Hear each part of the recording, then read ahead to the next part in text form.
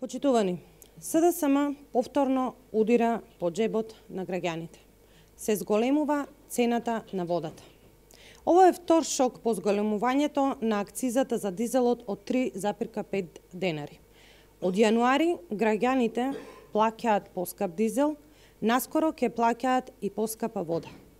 СДСМ 8 месеци е на власт во Република Македонија, а во државата не е отворена ниту една странска фабрика.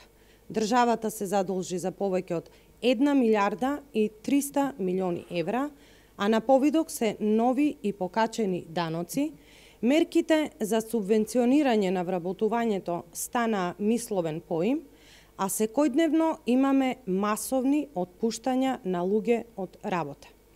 Додека граѓаните се уште се справуваат со сиромаштијата и безработицата, а стапката на сиромашни граѓани е се уште висока, СДСМ, наместо да ги продолжи успешните политики на ВМРО-ДПМН со цел намалување на невработеноста, своето време го троши на антидржавни договори и неуставни закони.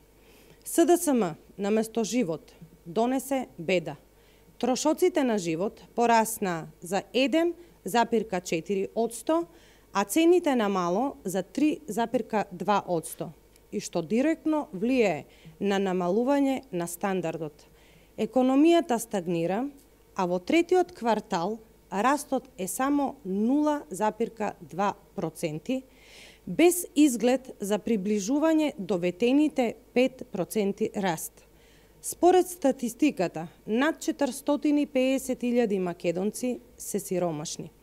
Најголем процент на сиромаштија е кај младите до 17 години и изнесува 30%.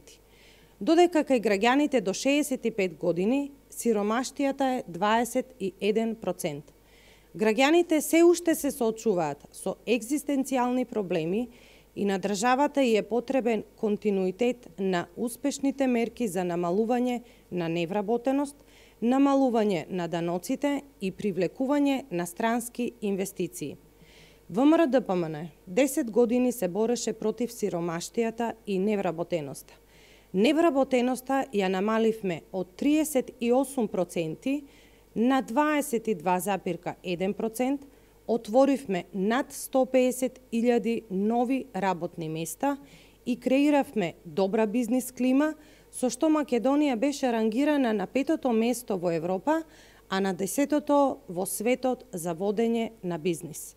СДСМ не продолжи по успешните патеки од минатото.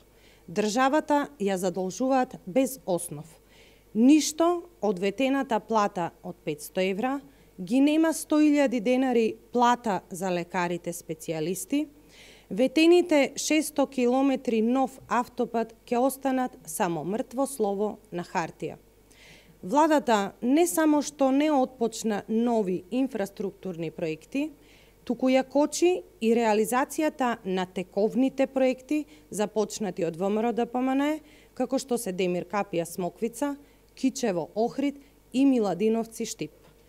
Билансот за економијата од 8 месеци владење на СДСМ е еднаков на катастрофа. Економијата тоне, граѓаните почнуваат да запаѓаат во сиромаштија, а на власта око не и трепнува.